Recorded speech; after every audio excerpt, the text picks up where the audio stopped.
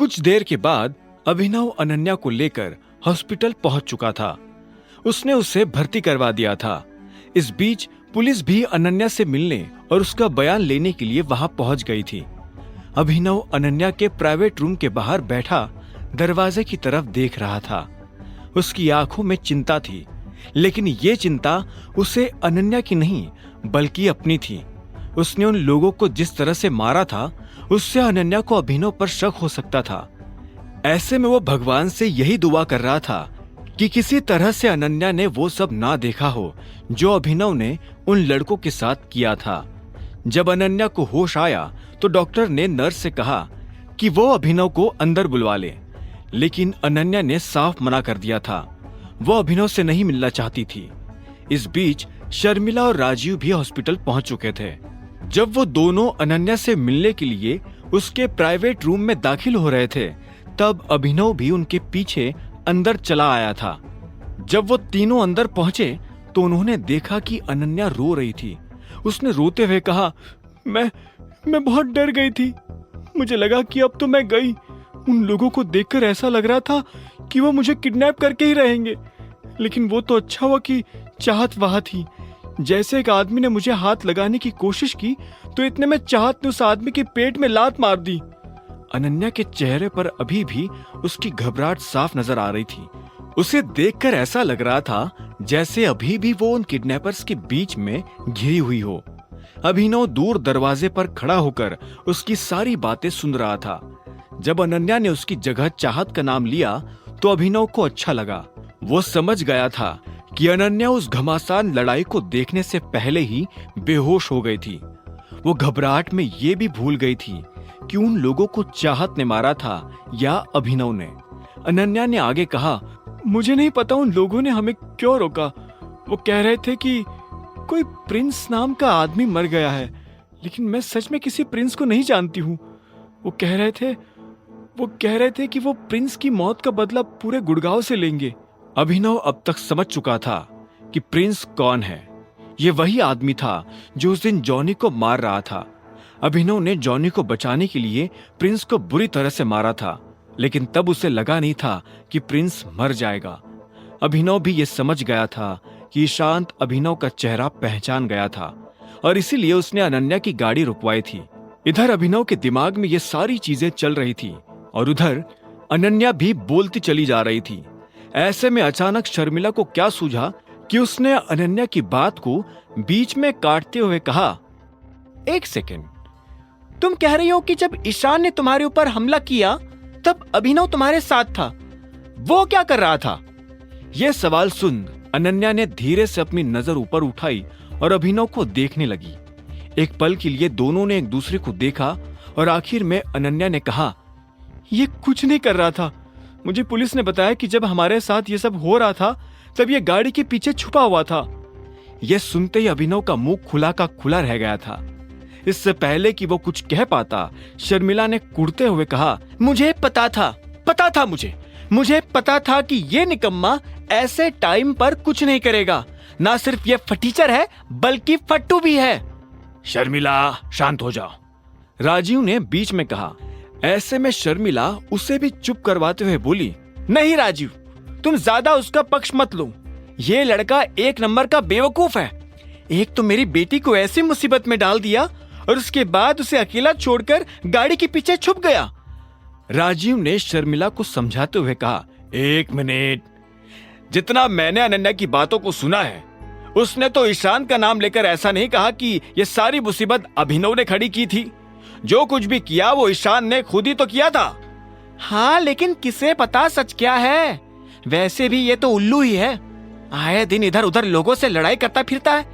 हो सकता है कि इसी ने कुछ कांड किया होगा। जब जरूरत थी तब तो हाथ पैर चलाए नहीं। मेरा तो ना इस लड़के पर से विश्वास ही उठ गया है। समझ नहीं आता कोई दादा अपनी पोती के लिए इतना वाहियात आदमी कैसे चुन सकता है? शर्मिला ने चिढ़ते हुए कहा। अभिनव उन दोनों की बहस को बस सुन रहा था। उसके पास कहने के लिए कुछ नहीं बचा था। अगर उसे मौका मिलता भी तो भी वो कुछ नहीं कहना चाहता था। वो अनन्या के प्राइवेट रूम से बाहर निकला और फिर से कॉरिडोर में आ गया।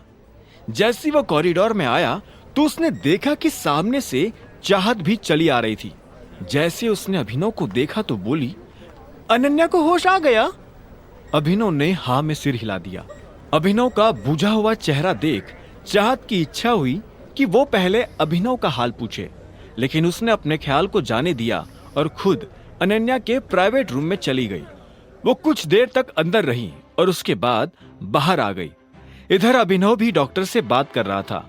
डॉक्टर ने अभिनव से कहा, चिंता करने जैसा कुछ नहीं है, इन्हें बस पैनिक अटैक आया था। आप चाहे तो शाम तक इन्हें घर ले जा सकते हैं। थैंक यू डॉक्टर, अभिनव ने कहा और फिर से कॉरिडोर में लगी बेंच पर आकर बैठ गया। चाहत उसके बगल में आकर बैठी और बोली, तुम ठीक हो? अभिनव ने बिना चाहत को देखे बस हाँ में सिर हिला दिया और बोला, अनन्या कैसी है?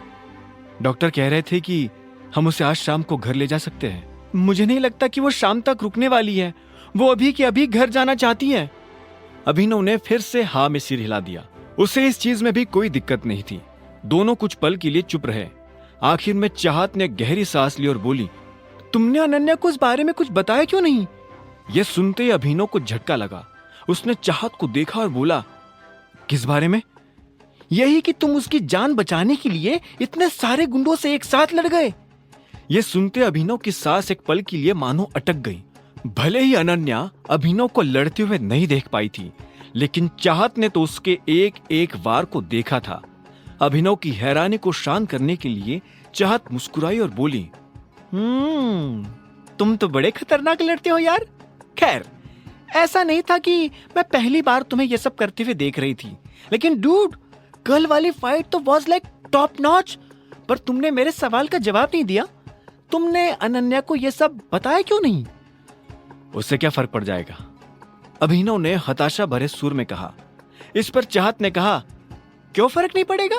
बहुत फर्क पड़ेगा। कम से कम उसके माँ बाप तुम्हें एक बेकार आदमी की तरह तो देखना बंद ही कर देंगे। ये सुनकर अभिनव ने एक सेकंड के लिए चाहत को देखा। चाहत को चीजें जानने का बड़ा शौक था और उसे जितना जानना चाहिए था वो उससे ज्यादा जानती थी। अगर वो ईशान जैसे आदमी को जानती थी तो उसके लिए यह पता लगाना भी कोई बड़ी बात नहीं थी कि टाइगर कौन है। अभिनव ने आगे कहा, मैं वैसे भी बेकार ही तो हूं। मेरा और अनन्या का कोई मैच ही नहीं है। हम दोनों का एक भी गुण तो नहीं मिलता। ये तो किस्मत खराब थी, इसलिए हम दोनों एक दूसरे के साथ फंसे हुए हैं। हालांकि मैं फिर भी कोशिश कर रहा हूं कि एटलीस्ट चीजें शांति से चलती रहे। यह सुनते ही चाहत ने उसे एक सेकंड के लिए देखा और बोली, अभिनव, ऐसा कुछ तो है जो तुम मुझे बताना नहीं चाहते हो। तुम मुझसे कुछ छुपा रहे हो क्या? अभिनव ने यह सुनते ही अपना गला साफ किया और बोला, अगर तुम्हें यह डाउट हो रहा है कि मैंने फाइट करना कहां सीखा तो मैं बता देता हूं। मैं सड़कों पर, गलियों में, गंदे स्कूल्स में, मैदानों में और यहां तक कि कॉलेज में भी बहुत लड़ा हूं। मैं अनाथ हूं, इसलिए मुझे अपनी जगह बनाने के लिए लड़ना पड़ता था। लड़ना मेरा शौक नहीं, मजबूरी है। और सच बताओ तो मुझे लड़ने के अलावा और कुछ आता भी नहीं। मुझे जिंदा रहने के लिए लड़ना पड़ता है। इतना कहते ही अभिनव ने अपना चेहरा नीचे झुका लिया। अगर इस वक्त चाहत उसकी आंखों में देखती तो वो समझ जाती कि अभिनव झूठ बोल रहा है। चाहत ने उसकी बात सुनकर एक गहरी सांस ली और बोली, ठीक है, टाइम टू गो। फिर कभी मिलेंगे, तसल्ली से बातें करेंगे।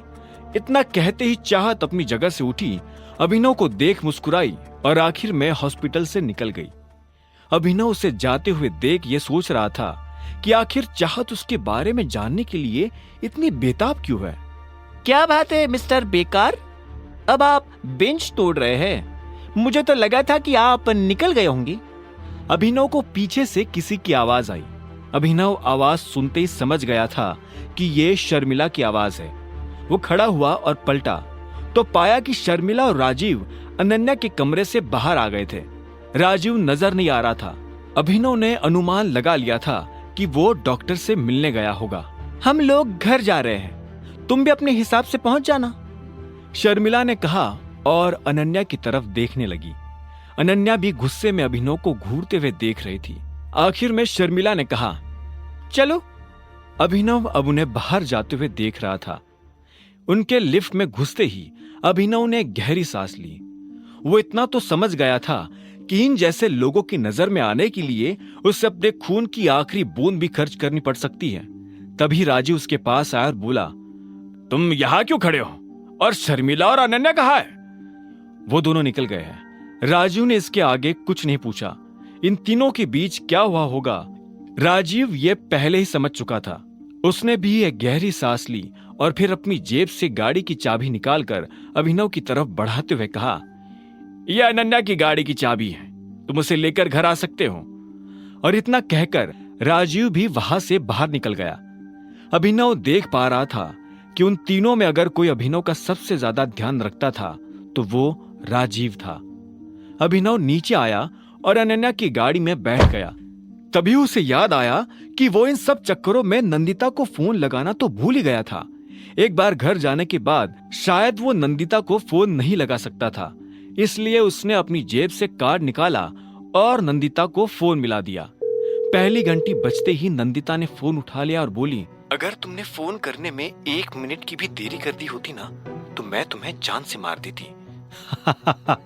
नाम बताने से पहले पहचान गई किसका फोन है? हाँ, क्योंकि किसी की हिम्मत नहीं है कि मेरी परमिशन के बिना कोई मुझे फोन कर ले। ये काम सिर्फ एक ही आदमी कर सकता है, टाइगर। सही बात है। वैसे कल मैं तुम्हें कहना भूल गया, तुम तो काफी बड़ी हो गई हो नंदिता। अभिनव प्लीज मुझे नंदिता मत बुलाओ, उधर से अलायना ने कहा। अभिनव उसके मुंह से यह सुनकर एक सेकंड के लिए शांत हो गया। फिर उसने पूछा, क्यों, तुम्हारा नाम नंदिता ही तो है? नहीं, अब नहीं है। जब से तुम गए थे तब से मेरी भी दुनिया बदल गई थी। अब दुनिया की नजर में मैं नंदिता नहीं, अलायना हूं। जैसे तुम अभिनव नहीं, टाइगर हो, अलायना ने कहा। अभिनव ने उसकी बात पर हां में सिर हिला दिया। यह तो अभिनव भी मानता था कि दुनिया काफी बदल गई थी। उसने कभी नहीं सोचा था कि उसके पिता इतने बड़े माफिया है और एक दिन वो खुद भी इतना बड़ा माफिया बन जाएगा। कभी कभी तो उससे बीते कुछ दिन किसी सपने की तरह लगते थे। वैसे तुम अभी क्या कर रहे हो? अगर फ्री हो तो मेरे घर आ जाओ, अलायना ने कहा। यह सुनते ही अभिनव के होश उड़ गए। अलायना उसे सीधा अपने घर बुला रही थी। अब आगे क्या होने वाला था? क्या वो अलायना से मिलने उसके घर जाएगा या वो अलायना को अपनी शादी के बारे में बता देगा? जानने के लिए सुनते रहिए द रिटर्न ऑफ टाइगर, सिर्फ पॉकेट एफएम पर। अलायना ने जब अभिनव को अपने घर बुलाया तो वो हैरान हो गया। उसे समझ नहीं आया कि वो उसके घर जाने के लिए हाँ कहे या ना। जब अभिनव कुछ सेकंड्स के लिए चुप रहा तो आखिर में अलायना ने पूछा, क्या हुआ अभिनव? हाँ या ना, कुछ तो कहो। अभिनव को एहसास हुआ कि अलायना से कुछ भी छुपाना उसके लिए अच्छा नहीं होगा, इसलिए उसने अपना गला साफ करते हुए कहा, अलायना, मेरी शादी हो चुकी है। इस वक्त अपना घर छोड़कर तुम्हारे घर पर आना अच्छा नहीं लगेगा। अब अभिनव का यह जवाब सुनकर अलायना कुछ सेकंड्स के लिए चुप हो गई थी। अभिनव समझ गया था कि अलायना को बहुत बड़ा झटका लगा था, लेकिन इससे पहले कि अभिनव अपनी तरफ से कुछ कहता, अलायना ने हैरान होते हुए पूछा, तुम्हारी शादी हो गई है? कब और कैसे? तुम्हारी शादी कैसे हो सकती है? तुम्हारी तो अभी शादी की उम्र भी नहीं हुई है। और भूल गए, जब हम छोटे थे तब तुमने प्रॉमिस किया था कि तुम सिर्फ मुझसे शादी करोगे। अभिनव अलायना की ये बात सुनकर मुस्कुरा रहा था। अलायना के तेवर अभी भी वैसे ही थे जैसे बचपन में थे। वो अपने दिल में कोई बात नहीं रखती थी। उसे सामने वाले से जो कहना होता था वो खुलकर बिना झिझके कह देती थी। आखिर में अभिनव ने अलायना को जवाब देते हुए कहा, बहुत लंबी कहानी है नंदिता, हम इसके बारे में फिर कभी बात करेंगे। ठीक है, लेकिन फिर भी कल तुम मेरे घर आ रहे हो। हमें कुछ जरूरी चीजों के बारे में बात करनी है और इस बार मैं तुम्हारे मुंह से ना नहीं सुनने वाली हूं। अलायना के मुंह से ये सुनते ही अभिनव को हंसी आ गई और उसने कहा, तुम टाइगर को ऑर्डर नहीं दे सकती हो नंदिता। नंदिता शब्द पर उसने अलग से जोर दिया था। यह सुनकर अलायना कुड़ते हुए बोली, मैं तुम्हें एक दोस्त की तरह तो ऑर्डर दे सकती हूं ना, या उसमें भी कोई दिक्कत है? अभिनव जोर से हंसा और बोला, नहीं नहीं, तुम्हें इतना सब कुछ करने की जरूरत नहीं है। वैसे भी हमें अब एक दूसरे से मिलना तो है ही, तो मैं आ जाऊंगा। मुझे भी तुमसे मिलकर तुम्हें बहुत कुछ बताना है। ठीक है, तो फिर मैं कल तुम्हारा इंतजार करूंगी। हाँ, मैं कल फोन करता हूं। ठीक है, लेकिन तुम फोन रखो उससे पहले क्या मैं ये जान सकती हूँ कि तुम्हारी शादी किससे हुई है? अलैना ने फोन काटने से पहले अभिनव से पूछा। अभिनव की शादी की बात उसके दिमाग से अभी तक निकली नहीं थी। अभिनव ये सवाल सुनकर एक पल के लिए हिचका और आखिर में बोला, अनन्या सिंह। जैसे ही अभिनव ने इतना कहा तो अलैना ने उधर से फोन काट दिया। अभिनव ने फोन कटते ही एक गहरी सांस ली और गाड़ी आगे बढ़ा दी। कुछ देर के बाद वो अनन्या के घर पहुंच चुका था। उसने गाड़ी पार्किंग में खड़ी की और घर के अंदर जाने लगा। जैसे वो लिविंग रूम में आया तो उसने देखा कि वहां कोई नहीं है। ऐसे में वो सीधा अनन्या के कमरे की तरफ बढ़ने लगा। अनन्या के कमरे के बाहर पहुंचकर उसने देखा कि कमरे का दरवाजा बंद था। अभिनव ने दरवाजा खटखटा दिया। कुछ देर के बाद अनन्या ने दरवाजा खोला और बोली, क्या है? मैं कुछ देर के लिए सोना चाहता हूं। यह सुनते ही अनन्या खींचकर बोली, अच्छा, तुमने ऐसा भी क्या किया है जो तुम्हें इतनी नींद आ रही है? अनन्या ये क्यों कह रही थी, अभिनव को यह समझ आ गया था। वो अभिनव को कल रात के लिए ताना मार रही थी। अभिनव मन ही मन उसका चेहरा देखकर मुस्कुरा रहा था, लेकिन बाहर उसने दिखावा करते हुए कहा, अनन्या, बात समझने की कोशिश करो। तुम क्या चाहती थी कि मैं उन लोगों से जाकर लड़ाई करूं? मैं इतने सारे लोगों से अकेले कैसे लड़ता? अच्छा, तुम इतने बेकार आदमी हो कि अब भगवान भी तुम्हें आकर नहीं सुधार सकता। एक तरफ तुम कहते हो कि हम शादीशुदा हैं और तुम मेरे पति हो, दूसरी तरफ जब मैं मुसीबत में फंसती हूं तो तुमसे मेरी जान तक नहीं बचाई जाती। सही कहती है मम्मा, अगर तुम्हारी जगह पर चिराग होता ना तो वो उन लड़कों का वही हाल करता जो उसने उन बार वाले लड़कों का किया था। अनन्या ने गुस्से में कहा। वह अभिनव को घूरते हुए देख रही थी। अभिनव बस वहां खड़ा होकर उसके गुस्से को देख रहा था। आखिर में अनन्या ने गुस्से में बड़बड़ाते हुए कहा, अच्छा होता कि मैं चिराग से शादी कर लेती। हम दोनों के बीच प्यार नहीं होता, पर कम से कम वो मेरा ध्यान तो रख लेता। नहीं अनन्या, तुम ये क्या बोल रही हो? तुम चिराग से शादी नहीं कर सकती हो। ओह, अब तुम मुझे बताओगे कि मैं किससे शादी करूंगी और किससे नहीं? अनन्या ने चिढ़ते हुए कहा तो अभिनव फिर से चुप हो गया। आखिर में अनन्या ने गुस्से में अपने कमरे का दरवाजा लगाया और अंदर चली गई। अभिनव बाहर खड़ा होकर बस उस दरवाजे को देख रहा था। उसे समझ नहीं आ रहा था कि आखिर अनन्या को किस बात पर गुस्सा आ रहा था। उसने शादी के बाद अभी तक अनन्या को कोई गिफ्ट नहीं दिया था, इस बात पर या फिर उस झूठ पर कि उसे अकरम ने जो एडवांस पैसे दिए थे उससे अभिनव ने अपने लिए सूट खरीद लिया था, या फिर इस बात पर कि अनन्या को ऐसा लगता था कि अभिनव उसका ध्यान नहीं रखता। अभिनव के मन में इस वक्त कई सारे सवाल थे और वो उनमें से एक भी सवाल का जवाब नहीं ढूंढ पा रहा था। हताश अभिनव फिर से नीचे उतरा और सोने के लिए नौकरों के कमरे में चला गया।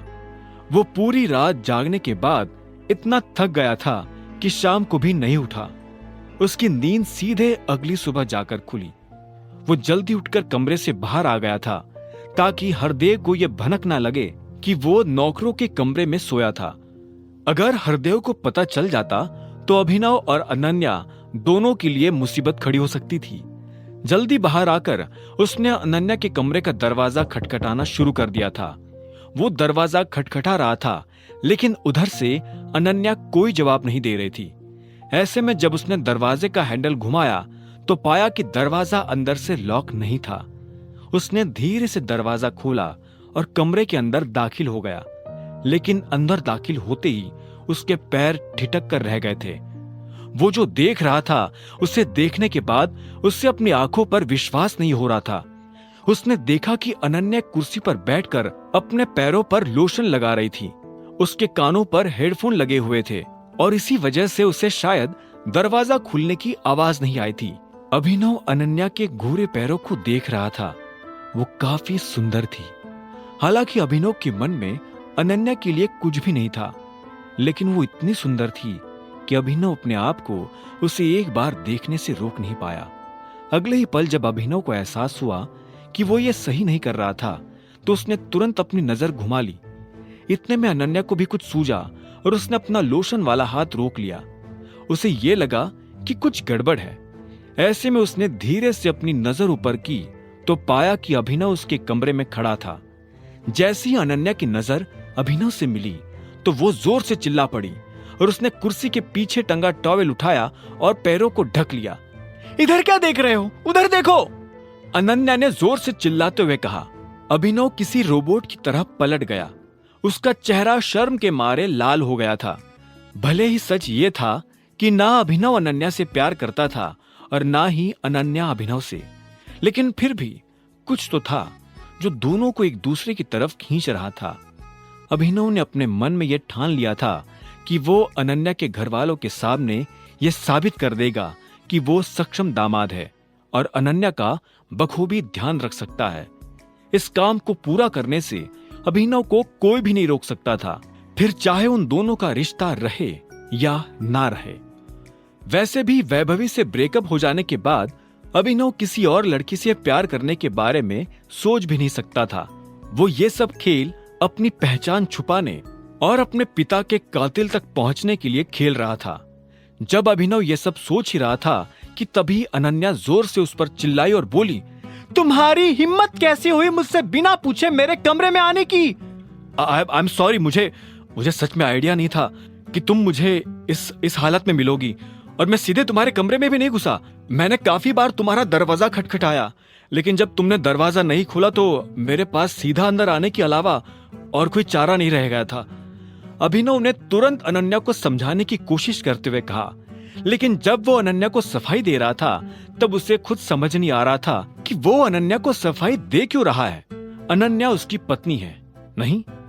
ऐसे में अभिनव को खुराफात सूझी और उसने कहा, अभी मान लो कि दादाजी हमारे, मेरा मतलब है तुम्हारे कमरे में आते, वो पहले तुम्हें ऐसा बैठा हुआ देखते और फिर मुझे तुम्हें ना देखते हुए देखते तो उन्हें कैसा लगता?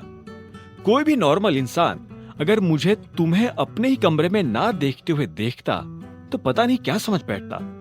पागल आदमी, मेरे दादाजी कभी ऐसे दूसरों के कमरों में बिना पूछे नहीं घुसते हैं, अनन्या ने चिढ़ते हुए कहा। उसकी चिड़ी हुई शक्ल देखकर अभिनव को काफी अच्छा लग रहा था। उसने अनन्या को चिढ़ाने के लिए तो ये बात कही थी। अभिनव को जैसे ही जरा सी हंसी आई तो इतने में अनन्या ने कहा, चलो अब मेरे कमरे से बाहर निकलो और जब तक मैं ना बुलाऊं अंदर मत आना। जब मेरा हो जाएगा तब मैं तुम्हें आवाज लगा दूंगी। अभिनव ने यह सुनकर एक गहरी सांस ली और बोला, ठीक है, लेकिन जरा जल्दी करना क्योंकि मुझे भी काम पर जाने में लेट हो रहा है। मुझे ऑर्डर देने की जरूरत नहीं है, समझे ना? यह मेरा कमरा है, जब मेरा मूड होगा तब दरवाजा खोलूंगी। अनन्या ने जैसी अभिनव को फटकारा तो इतने में उसे बाहर से आवाज आई, अनन्या दरवाजा खोलो। यह आवाज सुनकर अनन्या और अभिनव दोनों के होश उड़ गए थे। यह आवाज और किसी की नहीं बल्कि हरदेव पाल सिंह की थी। अपने दादा की आवाज सुनकर अनन्या का दिल जोरों से धड़कना शुरू हो गया था। इतने में उसे फिर से आवाज आई, अभिनव अंदर है क्या? अनन्या की नजर तुरंत अभिनव पर जा टिकी। अभी तक जो अनन्या अभिनव को गुस्से भरी नजरों से देख रही थी, अब वही अनन्या आंखों ही आंखों में अभिनव से मदद मांग रही थी। हरदेव की नजर में फिर से अच्छी बनने के लिए अनन्या कुछ भी कर सकती थी, फिर चाहे उसे यही क्यों ना जताना पड़े कि वो इस शादी में अभिनव के साथ काफी खुश है। अभिनव ने अनन्या की नजरों को पढ़ लिया था और ऐसे में उसने हरदेव से चिल्लाते हुए कहा, हाँ मैं अंदर ही हूं।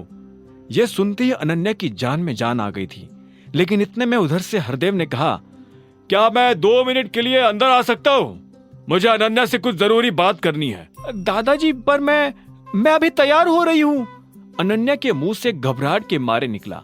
इतने में अभिनव की नजर अनन्या से जा टकराई। इससे पहले कि वो कुछ कहता, अनन्या ने उसे चुप रहने का इशारा कर दिया था। ऐसे में अभिनव ने कहा, हाँ एक्चुअली हम दोनों ही तैयार हो रहे हैं। तैयार हो रहे हो? सुबह हो चुकी है, सूरज सिर पर चढ़ रहा है और तुम दोनों अभी तक कमरे में तैयार हो रहे हो, वाह। उधर से हरदेव ने उन दोनों पर गुस्सा करते हुए कहा। अभिनव ने अनन्या को देखकर अपने कंधे उचका दिए। वैसे भी सब में उसकी कोई गलती नहीं थी। अनन्या ने हरदेव को समझाने की कोशिश करते हुए कहा, दादाजी हम बस। इससे पहले कि अनन्या कुछ आगे कहती, अभिनव उसके पास आया और उसकी कमर में हाथ डालकर अभिनव ने उसे अपने पास खींच लिया। इससे पहले कि अनन्या कुछ समझ पाती, अभिनव ने अपने होंठ अनन्या के होंठों पर रख दिए और उसे चूमने लगा। ये देख अनन्या हैरान हो गई थी। अब आगे क्या होने वाला था? आखिर क्यों चूमा अभिनव ने अनन्या को, और क्या करने वाली थी अब अनन्या अभिनव के साथ? जानने के लिए सुनते रहिए द रिटर्न ऑफ टाइगर, सिर्फ पॉकेट एफएम पर। अभिनव ने अनन्या की कमर में हाथ डालकर अनन्या को चूम लिया था। इससे पहले कि अनन्या अपने आप को अभिनव से दूर कर पाती, इतने में अनन्या के कमरे का दरवाजा खुल गया था। हरदेव पाल सिंह कमरे के अंदर आ गए थे। उन्होंने जैसे ही अनन्या और अभिनव को इस हाल में देखा तो उनके होश उड़ गए। उन्होंने तुरंत अपनी आंखें बंद कर ली और कहा, ओह सॉरी, मुझे पता नहीं था कि तुम दोनों इस कंडीशन में होंगे। अनन्या, मुझे तुमसे कुछ जरूरी बात करनी है। मेरी अभी एक अपॉइंटमेंट है और तुम मेरे साथ उस अपॉइंटमेंट के लिए आ रही हो। अनन्या ने जैसे ये बात सुनी तो उसने अभिनव को अपने से दूर कर लिया, लेकिन अभिनव का हाथ अभी भी अनन्या की कमर में था। अनन्या ने हरदेव पाल सिंह की तरफ देखते हुए पूछा, अपॉइंटमेंट? किस चीज की अपॉइंटमेंट? उसके बारे में हम नाश्ते पर बात करेंगे, लेकिन जरा जल्दी करना क्योंकि मेरे पास ज्यादा टाइम नहीं है, हरदेव पाल सिंह ने कहा और अनन्या के कमरे से बाहर निकल गया। उसके जाने के बाद भी अनन्या को अपने कानों के सुने पर विश्वास नहीं हो रहा था। हरदेव उससे अकेले में बात करना चाहता था। जब से अनन्या की जिंदगी में अभिनव वाला कांड हुआ था, उसके बाद से हरदेव ने कभी उसे किसी तरह की अपॉइंटमेंट के लिए नहीं बुलाया था। उसने तो अनन्या को अपना वारिस तक मानना बंद कर दिया था। लेकिन अभी हरदेव ने जो कहा, उसे सुनकर ऐसा लग रहा था कि हरदेव फिर से अपने डिसीजन पर विचार कर रहा था। अनन्या के दिमाग में कई सारे सवाल थे। जिस लड़के की वजह से उसकी हालत अपने दादाजी की नजर में इतनी खराब हुई थी, उसी लड़के के होते हुए अनन्या की हालत सुधर कैसे सकती थी, और वो भी तब जब वो लड़का अनन्या से चिपका हुआ था। क्या बात है, बड़ी खुश नजर आ रही हो, अभिनव ने अनन्या को छेड़ते हुए कहा।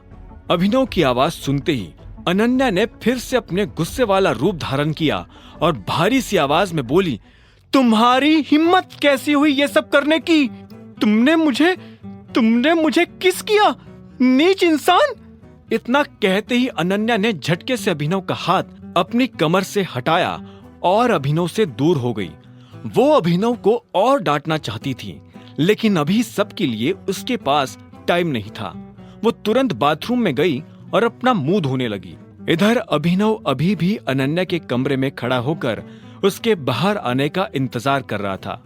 जिस हिसाब से अनन्या अपना टाइम ले रही थी, उसे पता था कि आज उसे नाश्ता मिलना मुश्किल है। कुछ देर के बाद जब अभिनव हॉल में पहुंचा तो उसने देखा कि हरदेव पाल सिंह अनन्या से कुछ जरूरी बात कर रहे थे। AK प्राइवेट लिमिटेड हमें एक डील दे रहे हैं। वो चाहते हैं कि उस डील के दौरान तुम हमारी कंपनी को रिप्रेजेंट करो। अगर हमें ये कॉन्ट्रैक्ट हासिल करना है तो इसके लिए तुम्हारा मीटिंग में होना जरूरी है।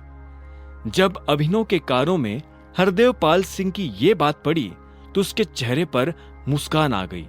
उसने अकरम को जो काम दिया था, अकरम उसे पूरा कर रहा था। अभिनव अनन्या को उसी के परिवार में उसकी खोई हुई पोजीशन फिर से दिलवाने वाला था। इस दौरान शर्मिला ने भी हरदेव की बात सुनी और अनन्या के पास आकर बोली, आय हाय, तब तो ये बहुत अच्छी बात है, तुम्हें जल्दी करनी चाहिए। शर्मिला को भी अनन्या के लिए ये मौका किसी वरदान से कम नहीं लग रहा था। अनन्या ने कहा, तो हम आपकी गाड़ी में साथ चलेंगे या मैं अपनी गाड़ी लेकर आपके साथ चलूं? अनन्या की आवाज में उसकी खुशी साफ झलक रही थी। अभिनव दूर खड़ा होकर उसे मुस्कुराते हुए देख रहा था। अनन्या ऐसे मुस्कुराते हुए और भी खूबसूरत लग रही थी।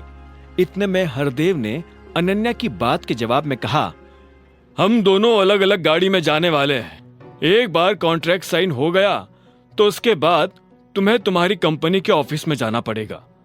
इतना कहते ही हरदेव पाल सिंह वहां से बाहर निकल गए थे और अनन्या उनके पीछे पीछे चली जा रही थी। उन लोगों के निकल जाने के बाद अभिनव भी उनके पीछे जा रहा था। तभी सामने से सिंह परिवार की कुछ मेड्स चली आ रही थीं। वो बिना अभिनव को नमस्ते किए सीधा अंदर की तरफ बढ़ने लगी। तभी एक मेड को न जाने क्या सूझा, वो दरवाजे के पास रुकी और बोली, देख रही हो, ये अनन्या मैडम ने इस जैसे आदमी को कितना महंगा सूट ला कर दिया है। कितनी गलत बात है ना। बस करो, तुम्हें हर बार इस तरह से अनन्या मैडम के हस्बैंड का मजाक नहीं उड़ाना चाहिए। दूसरी मेड ने हंसते हुए जवाब दिया। इतने में पहली मेड ने कहा, वैसे अनन्या मैडम के हस्बैंड में और हम में कोई अंतर है? जितना हम लोग कमाते हैं, क्या वो उससे ज्यादा कमाता होगा? मुझे तो लगता है कि उससे ज्यादा हम ही कमाते हैं। और इतना कहकर हंसते हुए वो सभी मेड्स अंदर चली गई।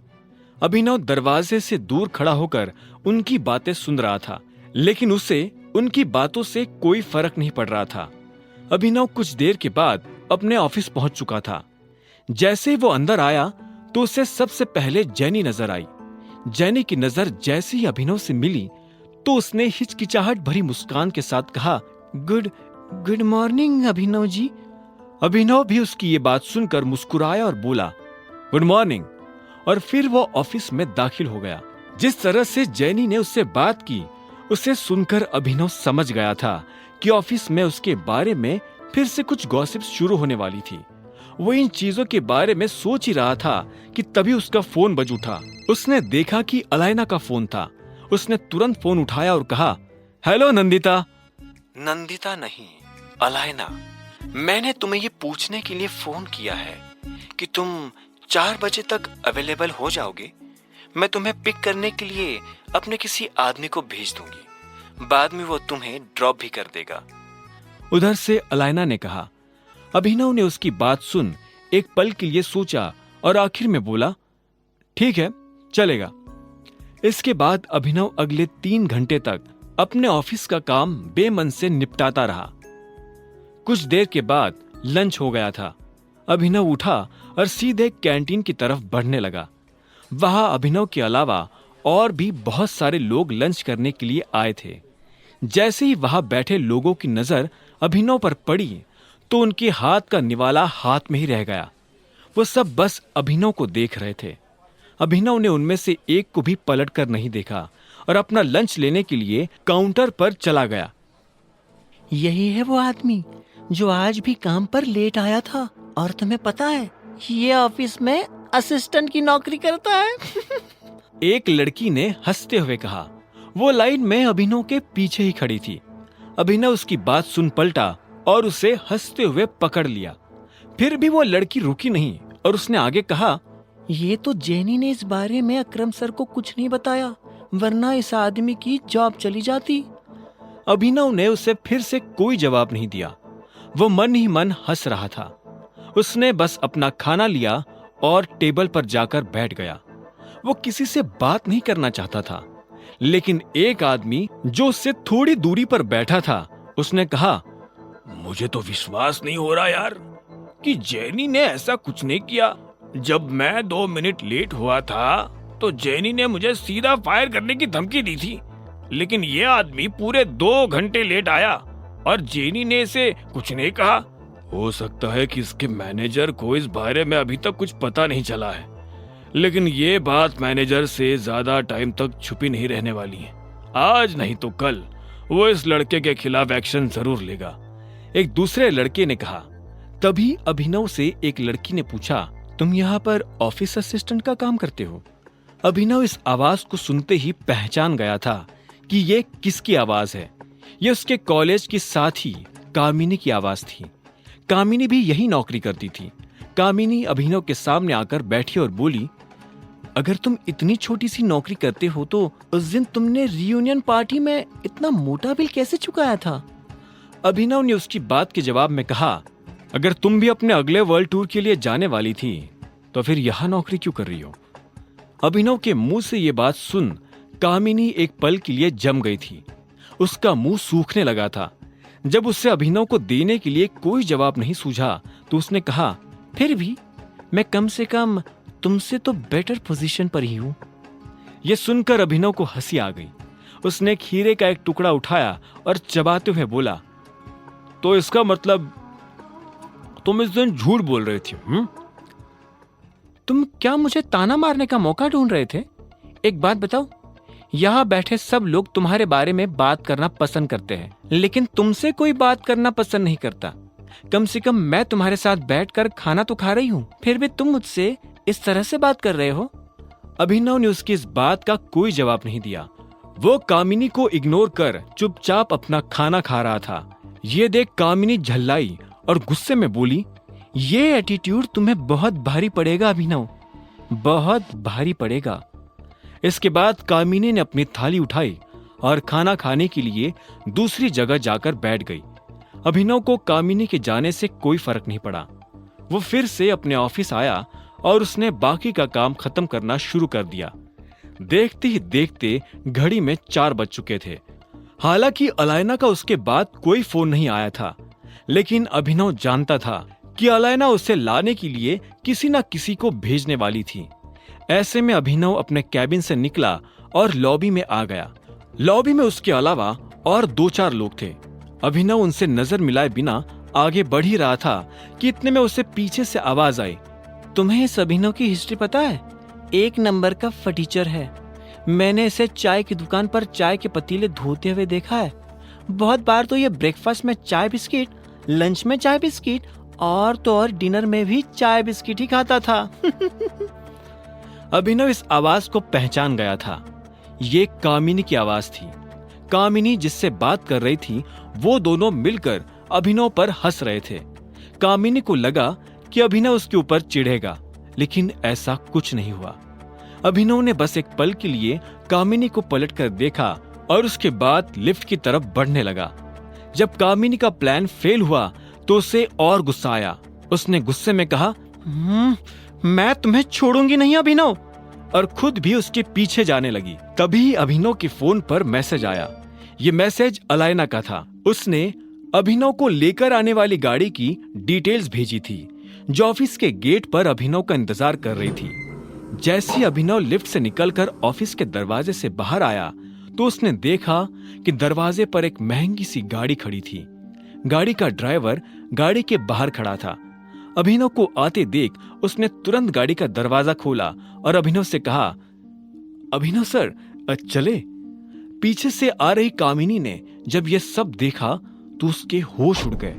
एक ड्राइवर इतनी महंगी सी गाड़ी का दरवाजा खोलकर खड़ा था, वो भी अभिनव के लिए। ये बात कामिनी को हजम नहीं हो रही थी। उसे अभिनव पर शक होने लगा था। इधर अभिनव गाड़ी में बैठ गया। अचानक से उसकी नजर कामिनी के चेहरे पर पड़ी। उसका मुंह खुला का खुला था और वो बस अभिनव को देखती जा रही थी। इतने में ड्राइवर ने अभिनव से पूछा, सर, म्यूजिक ऑन कर सकता हूं? अभिनव ने हाँ में सिर हिलाया और बोला, लेकिन हम लोग जा कहाँ रहे हैं? अलायनास पैराडाइज, ड्राइवर ने कहा। यह नाम सुनते ही अभिनव के चेहरे पर मुस्कान आ गई। उधर कामिनी ने जब अभिनव को उस गाड़ी में जाता देखा तो उसका ब्लड प्रेशर बढ़ गया था। अब आगे क्या होने वाला था? आखिर क्यों बुलाया था अलायना ने अभिनव को अपने पास? और क्या कामिनी को पता चल जाएगा अभिनव की छुपी हुई पहचान का राज? जानने के लिए सुनते रहिए द रिटर्न ऑफ टाइगर, सिर्फ पॉकेट एफएम पर। ड्राइवर के मुंह से अलायना के घर का नाम सुनकर अभिनव हैरान हो गया था। उसे अलायना के घर पहुंचने से पहले ही यह एहसास होना शुरू हो गया था कि वो सच में किसी पैराडाइज में दाखिल होने वाला है। कुछ देर के बाद जब अभिनव की गाड़ी अलायना के घर के आसपास के हिस्से में दाखिल हुई तो अभिनव की नजर सड़क के दाएं बाएं बनी उन ऊंची इमारतों पर पड़ी। कुछ देर चलने के बाद अभिनव एक बड़ी सी बिल्डिंग को अपनी आंखों से देख रहा था। वो किसी का घर था, अनन्या सिंह का घर। उसके आगे झोपड़ी भी नहीं था। अभिनव ने देखा कि उस घर पर अलायनास पैराडाइज लिखा हुआ था। अभिनव समझ गया था कि अलायना कितनी अमीर थी। साथ ही उसके मन में रह रहकर यह भी ख्याल आ रहा था कि अगर अलायना इतनी अमीर है तो वो खुद कितना अमीर होगा। अभिनव से अब रहा नहीं जा रहा था और वो बेसब्री से इस सवाल का जवाब जान लेना चाहता था। क्या हम अंदर चल सकते हैं मिस्टर गेडवाल? तभी ड्राइवर ने अभिनव से बहुत प्यार से पूछा। अभिनव ने जितना सोचा नहीं था, ड्राइवर उसे उससे ज्यादा इज्जत दे रहा था। अभिनव ने हाँ में सिर हिलाया और ड्राइवर उसे अपने साथ अंदर की तरफ ले जाने लगा। अभिनव ने देखा कि वो एक बड़े और आलीशान से लिविंग रूम में दाखिल हो गया था। वहां का झूमर, कालीन, दीवार पर टंगी पेंटिंग्स और खंभों पर हुई कारीगिरी को देखकर ऐसा लग रहा था जैसे वो स्वर्ग में आ गया हो। तभी उसके सामने बने एक छोटे से कमरे का दरवाजा खुला और उसमें से 3 लड़कियां बाहर निकल आई। वो तीनों अभिनव के सामने आकर खड़ी हो गई और उसे झुककर सलाम किया। ड्राइवर ने अभिनव को आगे ले जाने का जिम्मा उन लड़कियों के कंधों पर सौंपा और खुद वहां से बाहर निकल गया। उन तीनों में से एक लड़की अभिनव के आगे और 2 उसके पीछे चल रही थी। वो लोग अपनी बाईं तरफ बने एक दरवाजे की तरफ जा रहे थे। कुछ देर के बाद आगे चल रही लड़की ने उस दरवाजे को थोड़ा सा खोला और अभिनव को उसके अंदर जाने का इशारा कर दिया। अभिनव ने एक गहरी सांस ली और फिर मुस्कुराते हुए उस दरवाजे के अंदर दाखिल हो गया। जैसे ही वो अंदर आया तो उसकी नजर अलायना से मिली। अलायना सोफा पर बैठी हुई थी और उसके हाथ में वाइन का ग्लास था। अलायना के चेहरे पर चमकदार मुस्कान थी और जैसे उसकी नजर अभिनव से मिली तो उसकी मुस्कान में और ज्यादा चमक आ गई थी। उसने अभिनव से पूछा, अभिनव, तुम मेरे साथ मजाक तो नहीं कर रहे? अलायना की आवाज में तंज छुपा हुआ था। इससे पहले कि अभिनव उसकी बात का कोई जवाब देता, अलायना अपनी जगह से उठी और उसने टेबल पर रखा दूसरा वाइन का ग्लास उठा लिया। वो धीरे धीरे अभिनव की तरफ बढ़ती जा रही थी। उसने अभिनव की तरफ दूसरा ग्लास बढ़ाते हुए पूछा, सारी दुनिया में तुम्हें शादी करने के लिए अनन्या सिंह ही मिली थी? ये सवाल सुनकर अभिनव हैरान हो गया। उसने एक पल के लिए अलायना की आंखों में देखा और बोला, तुम्हें ऐसा क्यों लगता है? तुम टाइगर हो और अनन्या सिंह का स्टेटस तुम्हारे स्टेटस से दूर दूर तक मैच नहीं करता है। कोई टाइगर किसी बकरी से शादी कैसे कर सकता है? इतना कहते ही अलायना मुस्कुराई और फिर से अपनी जगह पर बैठने के लिए बढ़ने लगी। अभिनव उसे धीरे धीरे जाते हुए देख रहा था। अलायना की चाल में एक लचक थी जिसकी वजह से अभिनव चाहकर भी उस पर से अपनी नजर नहीं हटा पा रहा था। अलायना सच में बहुत खूबसूरत थी। आखिर में अभिनव ने अलायना की बात का जवाब देते हुए कहा, मुझे नहीं लगता कि तुम्हें इस बात से कोई फर्क पड़ना चाहिए नंदिता कि मैंने किससे शादी की है। तुम इस मामले में अपनी राय मुझे ना दो तो ही अच्छा है। इतना कहते ही अभिनव ने अलायना की आंखों में देखा और वाइन का ग्लास अपने होठों से लगा लिया। अलायना तब तक अपनी जगह पर बैठ चुकी थी। उसने भी अभिनव की आंखों में देखा और बोली, सच में तुम मुझसे ये सब छुपाने की कोशिश कर रहे हो?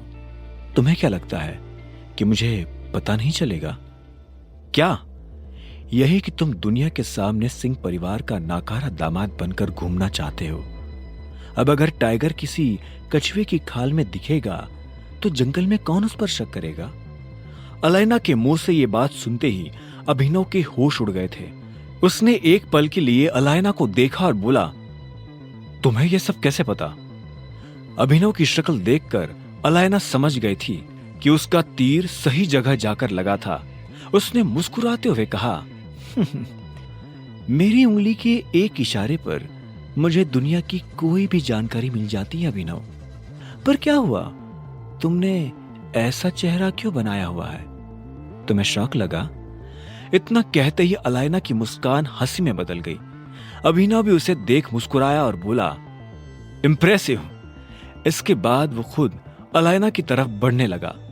वो अलायना के पास जाकर बैठा और उसकी आंखों में देखते हुए बोला, मैंने सोचा नहीं था कि तुम इस वाइन से भी ज्यादा स्ट्रांग होगी। अलायना ने मुस्कुराते हुए हाँ में सिर हिलाया और बोली, जब मैं छोटी थी तब मेरी माँ ने मुझे इस माफिया ग्रुप के बारे में बताया था। उन्होंने मुझे बताया था कि तुम्हारे पिता को किसी ने मार दिया है और तुम भी गायब हो गए हो।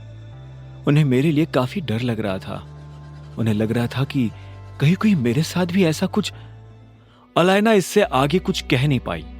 उसकी बात सुनकर अभिनव को ऐसा लगा जैसे किसी ने उसके दिल में छुरा घोंप दिया हो। वो अलायना की आंखों में देख रहा था। वो देख पा रहा था कि अलायना को इस बात का कोई अंदाजा नहीं है कि अभिनव के पिता को किसने मारा था।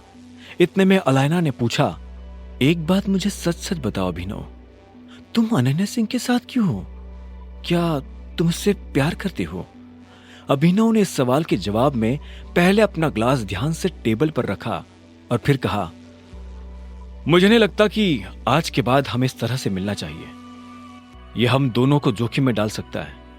रहा सवाल अनन्या के साथ रहने का, तो इसका जवाब तुम खुद दे चुकी हो। मुझे अनन्या से प्यार है या नहीं, इस बात का मैं यही जवाब देना चाहूंगा कि मेरी जिंदगी से प्यार शब्द कब का गायब हो चुका है। अब मेरा ध्यान सिर्फ अपने मकसद पर है। मेरे पिता को जिसने मारा है, मैं उससे बदला लेना चाहता हूं। अपने पिता के खड़े किए इस एम्पायर को मैं और बड़ा और मजबूत बनाना चाहता हूं। इस सब के बीच मेरे पास किसी से प्यार करने की फुर्सत नहीं है। मैं बस मोंटी के लौटने का इंतजार कर रहा हूं।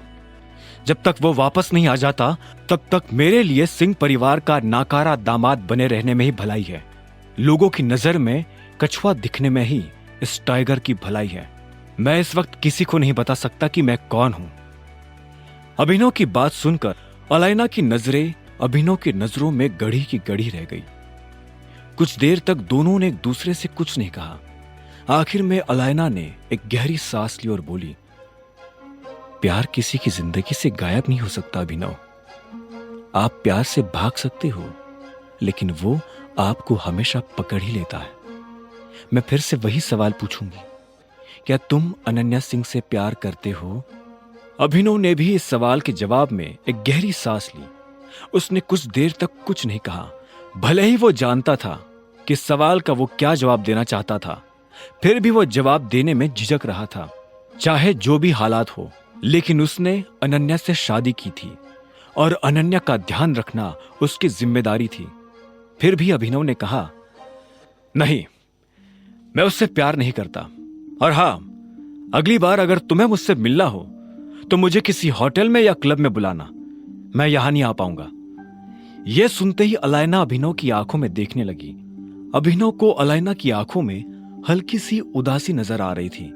उसने इसे दूर करने के लिए कहा, मैंने सुना है कि हमारे ग्रुप में कोई जासूस घुस आया है।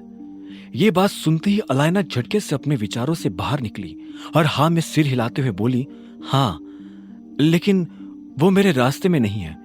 मेरे पास जासूसों और गद्दारों के लिए कोई जगह नहीं है। उनकी खबर मिलते ही मैं उन्हें मार गिराती हूं। अभिनव उसकी बात सुनते हुए मुस्कुराया और बोला, सुनकर बहुत अच्छा लगा। मैंने सुना है कि मोंटी इस महीने आने वाला है। क्या तुम उसके आने तक का इंतजार करोगी?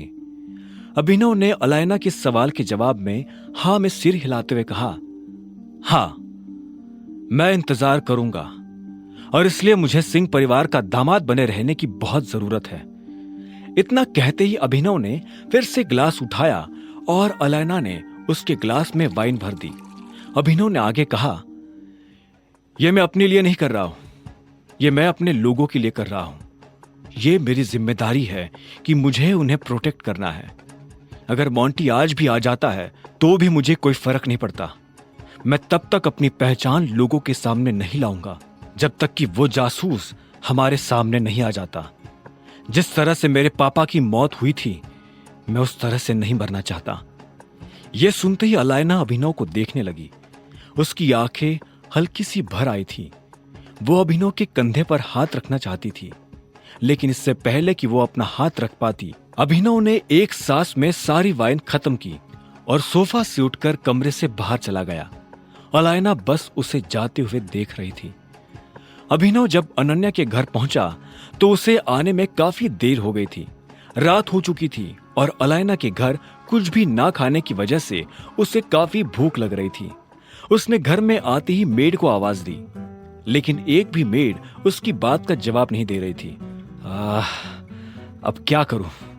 हाँ, एक काम करता हूं, खुद के लिए कुछ बना लेता हूं। अभिनव ने अपने आप से कहा और खुद ही रसोई में चला गया। वो अपने लिए पराठे बनाने वाला था। उसने रसोई में आकर अलमारी खोलकर आटा ढूंढना शुरू कर दिया था। उसे आटे का डिब्बा मिला तो उसने डिब्बे को प्लेटफॉर्म पर रखा और आटा गूंथने के लिए थाली ढूंढने लगा।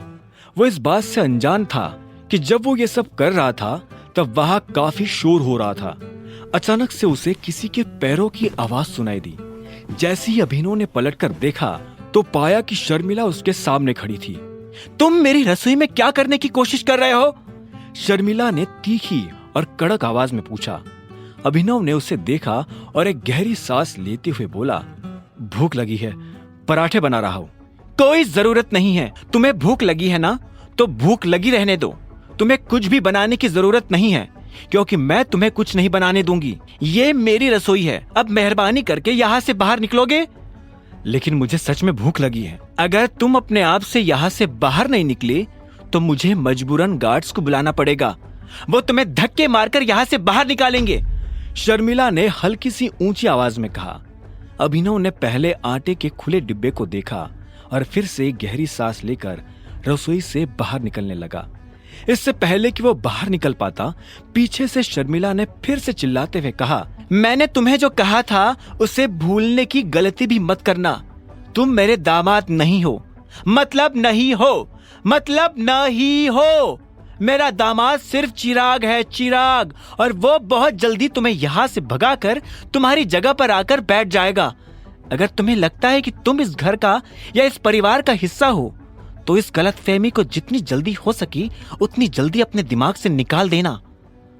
अभिनव को शर्मिला के मुंह से ऐसी कड़वी बातें सुनने की आदत हो गई थी, इसलिए उसने कुछ नहीं कहा। वो बस अनन्या के कमरे के दरवाजे के बाहर आकर खड़ा हो गया था। अंदर से अनन्या के जोर जोर से हंसने की आवाजें आ रही थी।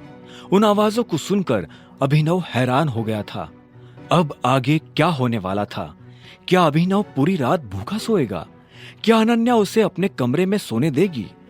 जानने के लिए सुनते रहिए द रिटर्न ऑफ टाइगर, सिर्फ पॉकेट एफएम पर। अभिनव ने जब अनन्या के हंसने की आवाज सुनी तो उसने धीरे से कमरे का दरवाजा खोल दिया और धीरे से कमरे के अंदर चला आया। तब उसने देखा कि अनन्या किसी से फोन पर बात कर रही थी। अनन्या ने कहा, नहीं, मैं पूरी तरह से श्योर नहीं हूं कि वो मेरे बर्थडे पर इस चीज का अनाउंसमेंट कर देंगे। हाँ हाँ, अरे मैं बता तो रही हूँ कि कॉन्ट्रैक्ट फाइनल हो गया है। और सच में मैंने जो इसे फाइनल करवाने में एफर्ट्स डाले थे, दादाजी ने उसे एक्नॉलेज किया है। इतना कहते ही अनन्या और जोर से हंसने लगी थी।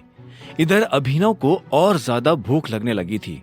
वो जल्दबाजी में अलाइना के घर से उठकर तो आ गया था, लेकिन अब उसे इस बात का पछतावा हो रहा था कि उसने वहां कुछ खाया क्यों नहीं। लेकिन अब कुछ नहीं हो सकता था। वो धीरे से अनन्या के बिस्तर की दूसरी तरफ आकर बैठा और कंबल ओढ़कर लेट गया। तब तक अनन्या की नजर अभिनव पर पड़ चुकी थी। उसने फोन पर कहा, चल चाहत, मैं तुझसे बाद में बात करती हूँ, अभिनव आ गया है। और इतना कहते ही वो अभिनव की तरफ पलट गई।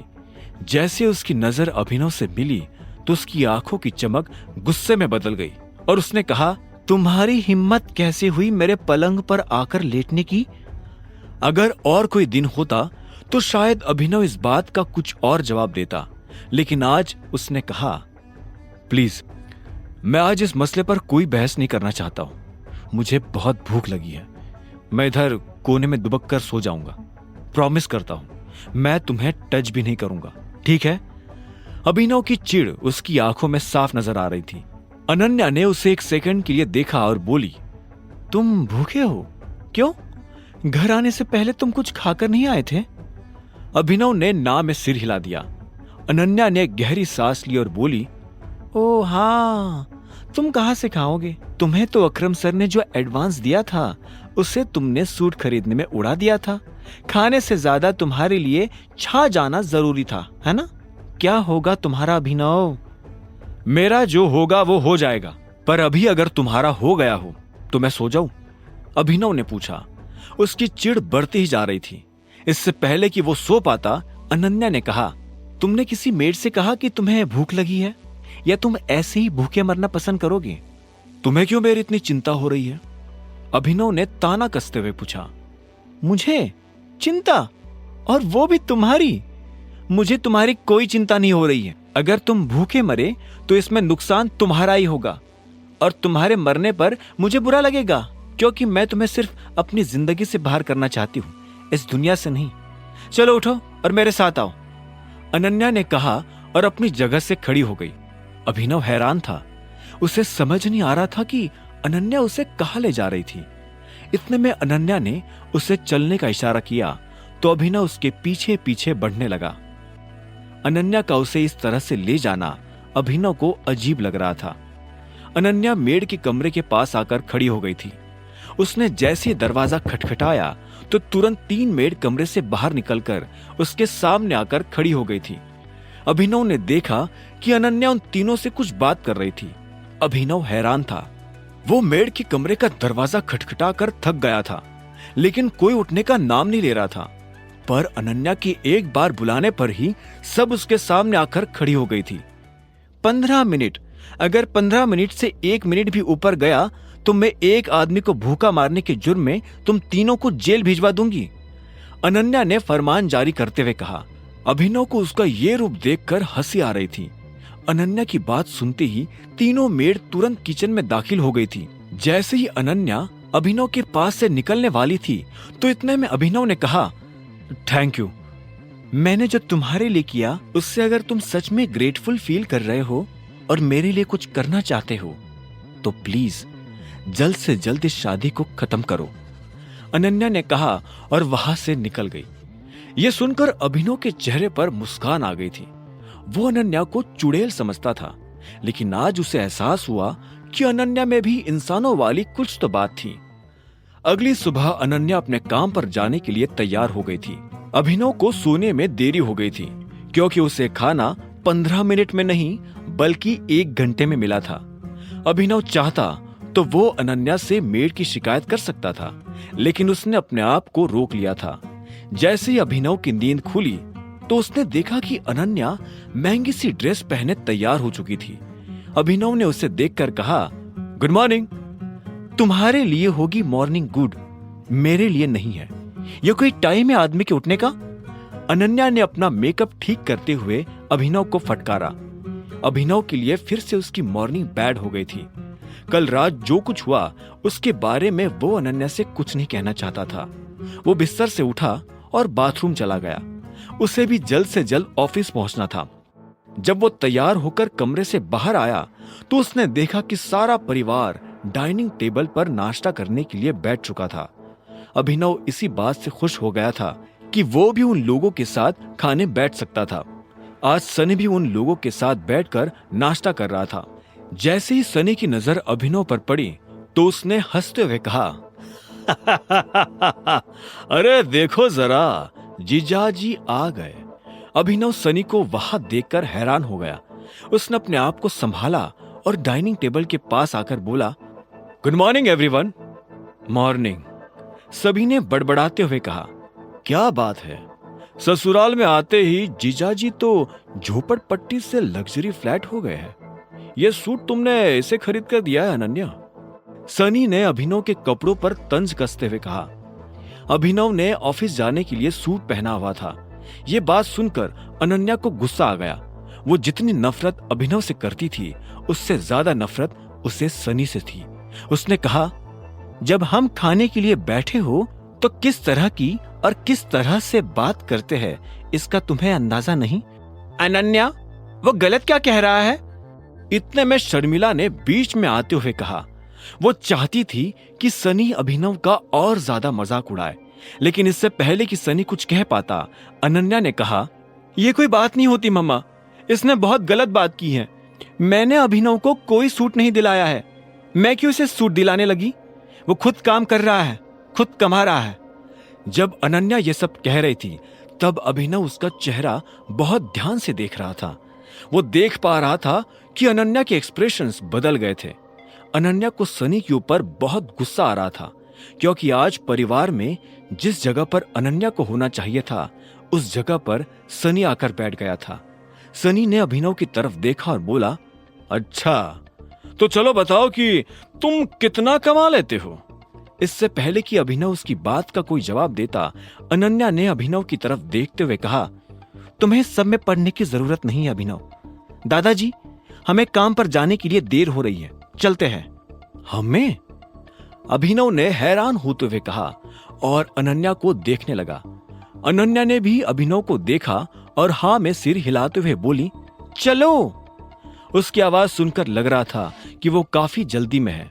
ऐसे में अभिनव भी अपनी जगह से खड़ा हुआ और अनन्या के पीछे निकल पड़ा। जैसे ही वो दोनों घर से बाहर आए तो इतने में अनन्या बीच में रुकी और बोली, मैंने तुम्हें बचाया है, इसलिए तुम्हें मुझे थैंक यू बोलने की जरूरत नहीं है। असल में मैंने तुम्हें नहीं, अपने आप को बचाया है। चलो मेरे साथ मेरी गाड़ी में आ जाओ, मैं तुम्हें छोड़ दूंगी। अनन्या की ये बोल सुनकर तो अभिनव के पैरों के नीचे से जमीन ही खिसक गई थी। उसने कहा, तुम मुझे छोड़ोगी? अगर तुम्हें नहीं आना तो मत आओ, कोई जबरदस्ती नहीं है। अनन्या ने इतना कहा और अपनी गाड़ी की तरफ बढ़ने लगी। अभिनव उसे देखकर मुस्कुराया और उसके पीछे पीछे जाने लगा। उसने अनन्या से कहा, लेकिन अगर तुम मुझे ऑफिस तक छोड़ने जाओगी तो तुम्हें मुझे शाम को लेने भी आना पड़ेगा। यह सुनते ही अनन्या ने एक पल के लिए अभिनव को देखा और बोली, ठीक है। यह सुनते ही अभिनव अनन्या की गाड़ी में बैठ गया और दोनों ऑफिस जाने के लिए रवाना हो गए। रोज के मुकाबले आज अभिनव भले ही जल्दी ऑफिस आ गया था, लेकिन उसकी पीठ पीछे उसके बारे में जो बातें होती थी वो आज भी थमने का नाम नहीं ले रही थी। बहुत से लोग यही कयास लगा रहे थे कि आखिर मैनेजर अभिनव के साथ क्या करने वाला था।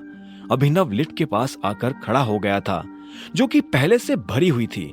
इससे पहले कि लिफ्ट का दरवाजा बंद होता और वो ऊपर जाती, अभिनव उसमें चढ़ चुका था। जैसे वो अंदर आया तो इतने में उसके पीछे से किसी ने फुसफुसाते हुए कहा, देख रहे हो इसकी बहादुरी?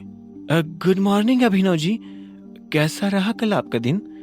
इतने में अभिनव को जैनी की आवाज सुनाई दी। वो भी लिफ्ट में अभिनव के साथ थी और उसे देखकर मुस्कुरा रही थी।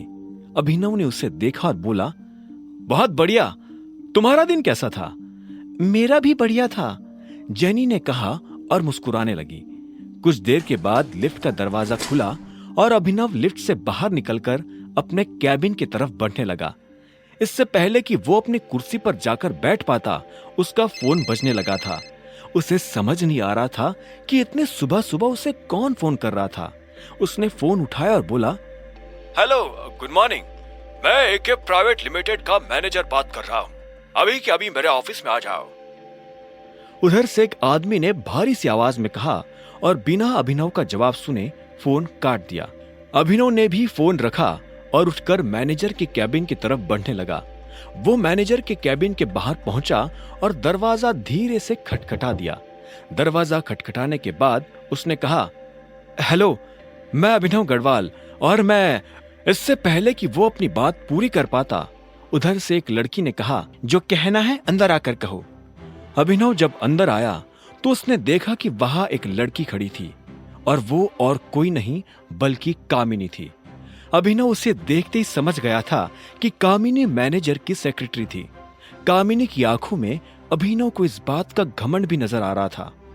अभिनव यही सोच सोचकर मन में हंस रहा था कि अगर कामिनी को पता चल जाता कि वो टाइगर है तो वो कैसे रिएक्ट करती। अभिनव एक पल के लिए इस ख्याल के साथ दरवाजे के पास खड़ा रहा और फिर से उसे धीरे से बंद करके मैनेजर की तरफ बढ़ने लगा। गुड मॉर्निंग, अभिनव ने मैनेजर से बहुत शालीनता के साथ कहा।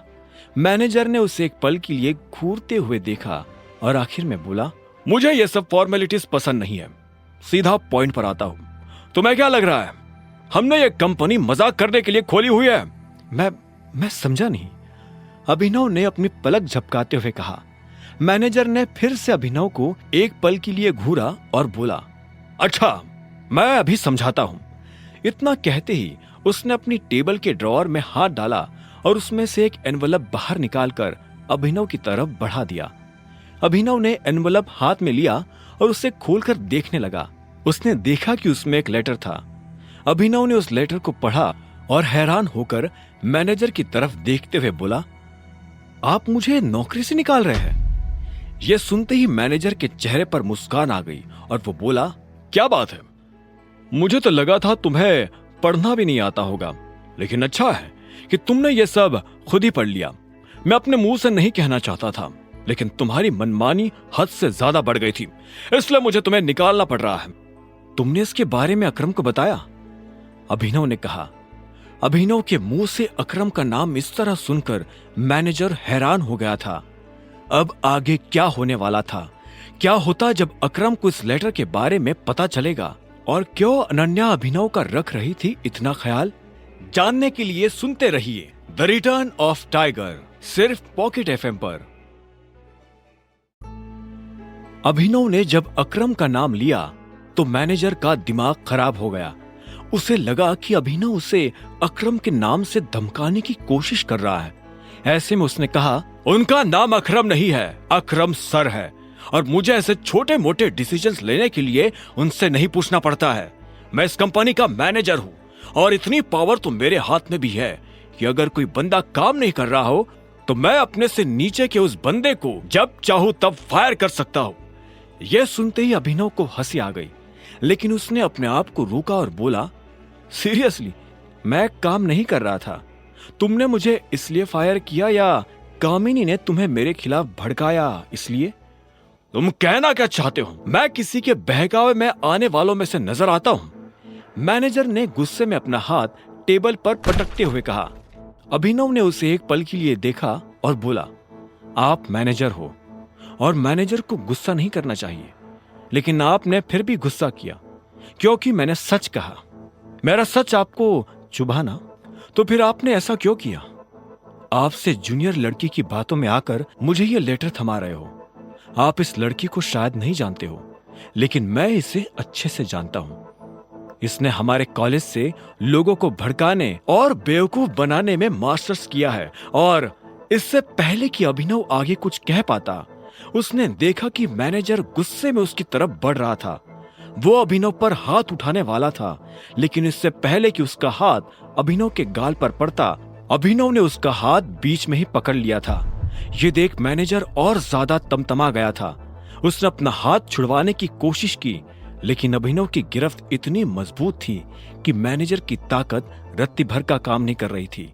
आखिर में उसने चिल्लाते हुए कहा, छोड़ो मेरा हाथ। अपना हाथ संभाल कर रखते तो मुझे इसे पकड़ने की जरूरत ही नहीं पड़ती।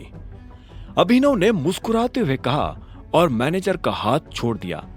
मैनेजर ने देखा कि उसके हाथ पर लाल निशान बन गया था। उसे तेज दर्द हो रहा था। उसी दर्द में उसने गुस्से से अभिनव को देखा और चिल्लाते हुए कहा, you are fired, understand, get lost. Abhinav ने पहले मैनेजर को देखा और उसके बाद उसकी नजर उस लेटर पर पड़ी जो मैनेजर ने उसे दिया था। अभिनव ने तरीके से उस लेटर को फोल्ड किया, फिर से उसी लिफाफे में डाला और मैनेजर के मुंह पर मारते हुए बोला, मैं जा रहा हूं, तुम्हारी कंपनी तुम्हें को मुबारक, जड़ बुद्धि कही के।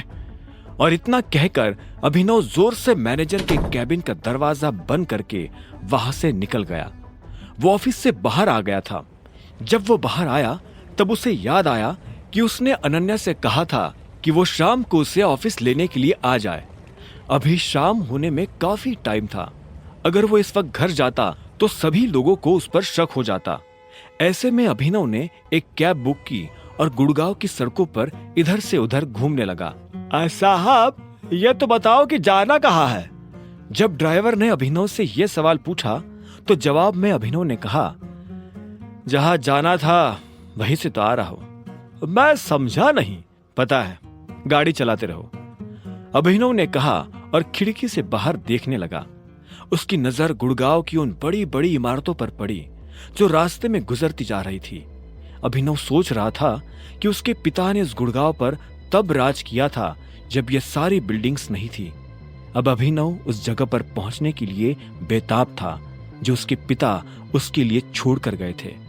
वो वहां अपने लिए नहीं, अपने लोगों के लिए पहुंचना चाहता था। ड्राइवर कुछ देर तक इधर से उधर गाड़ी चला ही रहा था कि अचानक उसने बीच में गाड़ी रोक दी। उसने देखा कि सड़क के बीचों बीच एक बैरिकेड लगा हुआ था। उस बैरिकेड के आसपास कुछ लोग खड़े थे जो हर गाड़ी को मुड़ने का इशारा कर रहे थे। ड्राइवर ने यह नजारा देख एक गहरी सांस ली और बोला, सर अब तो बता दीजिए कहाँ जाना है। अगर उस पार जाना हो तो मैं राइट लूं और नहीं तो यू टर्न। अभिनव ने उसकी बात का कोई जवाब नहीं दिया। उसकी नजर तो दूर खड़ी उस महंगी सी गाड़ी पर टिकी हुई थी जिसका दरवाजा एक आदमी ने पकड़ा हुआ था। उसमें से एक लंबा चौड़ा सा आदमी आंखों पर चश्मा लगाकर बाहर आया।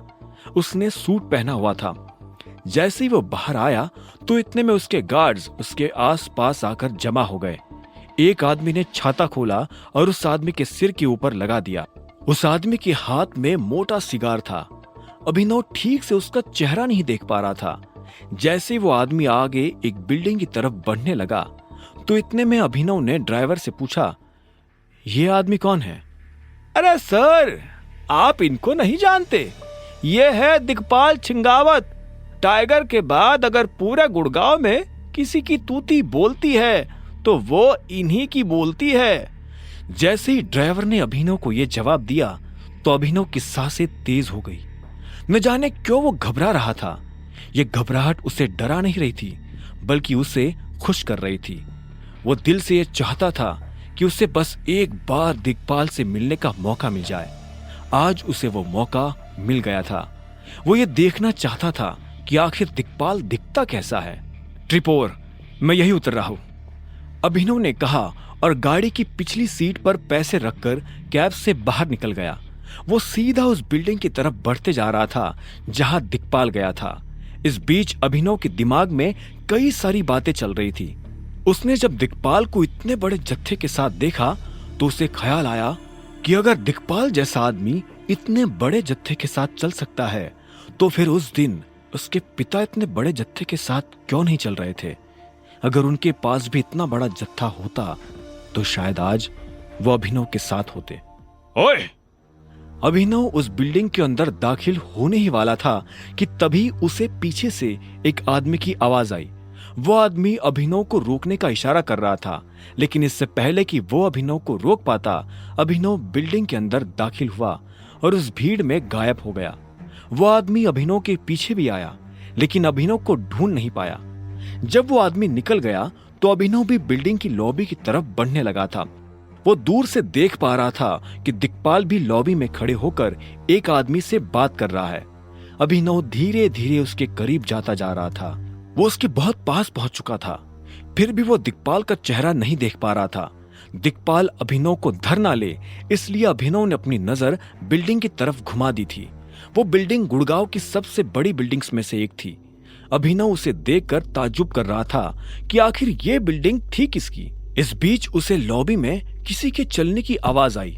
अभिनव ने देखा कि एक लड़की दिग्पाल के सामने आकर खड़ी हुई और झुककर उसे सलाम किया। इसके बाद उस लड़की ने दिग्पाल से कहा, चलिए दिग्पाल सर। दिग्पाल आगे चल रहा था और वो लड़की उसके पीछे चली जा रही थी। दोनों आपस में कुछ बात कर रहे थे। वो अपनी बाईं तरफ बने दरवाजे की तरफ बढ़ते जा रहे थे। अभिनव ने भी उसके पीछे जाने की ठान ली थी, लेकिन इससे पहले कि वो दिग्पाल का पीछा कर पाता, इतने में एक हाथ ने अभिनव के कंधे को जकड़ लिया। तुझे क्या लगता है तो यहाँ जासूसी करेगा और हमें पता नहीं चलेगा? उस आदमी ने अभिनव से कहा, जिसने उसके कंधे पर हाथ रखा था। अभिनव उसे देख अंदर से घबरा गया, लेकिन उसने अपनी घबराहट को अपने चेहरे पर नहीं आने दिया। इससे पहले कि अभिनव अपनी सफाई में उसे कुछ कह पाता, उस आदमी ने अपने बाकी लोगों के साथ अभिनव को खींचकर बाहर ले जाना शुरू कर दिया था। वो उसे ले जा ही रहे थे कि तभी एक आदमी दूसरी दिशा से भागता हुआ आया। उसके कपड़े देखकर लग रहा था कि वो भी इन्हीं लोगों का साथी था। उस आदमी ने कहा, क्या कर रहे हो? छोड़ो उसे और मेरे साथ आओ। जैसे उस आदमी ने कहा तो अभिनव के कंधे पर से उस आदमी का हाथ हटा और वो लोग अभिनव को घूरते हुए वहां से निकल गए। एक सेकंड के लिए तो अभिनव को लगा कि आज वो जिंदा वापस घर नहीं जा पाएगा। जैसे वो अकेला हुआ कि इतने में उसका फोन बज उठा। उसने देखा कि अकरम का फोन था। अभिनव ने फोन उठाया तो उधर से अकरम ने कहा, अभिनव तुम कहाँ हो? अकरम की आवाज में अर्जेंसी साफ सुनाई दे रही थी। अभिनव ने अपने आप को संभालते हुए बोला, मैं अभी मरने ही वाला था। मैं इस वक्त क्लैरॉन नाम के एक होटल में खड़ा हूँ। अभिनव ने शीशे से बाहर लगे बोर्ड की तरफ देखते हुए कहा। जैसे ही अकरम ने अभिनव के मुंह से ये नाम सुना तो उसके होश उड़ गए। उसने कहा, तुम दिक्पाल की प्रॉपर्टी में क्या कर रहे हो? ये दिक्पाल की प्रॉपर्टी है? अभिनव ने पूछा। अकरम ने गहरी सांस ली और कहा, देखो अभी ये सब छोड़ो और मेरी बात ध्यान से सुनो। चुपचाप जल्द से जल्द ऑफिस आओ। मैं अभी थोड़ी देर पहले ही यहाँ आया हूँ और मुझे पता चला है कि यहाँ क्या हुआ है। ऐसे काम नहीं चलेगा अभिनव। अगर तुम यहाँ ऑफिस असिस्टेंट की पोस्ट पर ही काम करते रहे तो जो हम चाहते हैं वो नहीं हो पाएगा। मुझे तुम्हारी पोस्ट बढ़ानी ही पड़ेगी, वरना ये तमाशा ऐसा ही चलता रहेगा। कोई भी ऐरा गैरा आदमी तुम्हें दो बातें सुनाए, ये मैं टॉलरेट नहीं कर पाऊंगा। इसलिए अब तुम्हारे पास दो चॉइसेस है, या तो तुम AK प्राइवेट लिमिटेड में मैनेजर की पोस्ट पर बैठो या फिर अपनी कंपनी में कर्मचारी बन जाओ। मैं वही आ रहा हूं, मिलकर बात करते हैं, अभिनव ने कहा और फोन काट दिया। वो फिर से उस दरवाजे को देख रहा था जिसमें दिक्पाल दाखिल हुआ था। अभिनव का मन तो कर रहा था कि वो सीधा उस दरवाजे में घुसकर दिक्पाल को देख ले, लेकिन उसने अपने आप को रोका और वहां से निकल गया। कुछ देर के बाद वो AK प्राइवेट लिमिटेड के ऑफिस पहुंच चुका था। उसे कंपनी से निकाले जाने की खबर पूरे ऑफिस में आग की तरफ फैल चुकी थी। ऐसे में जब सभी ने अभिनव को वापस ऑफिस में देखा तो उनकी आंखें फटी की फटी रह गई।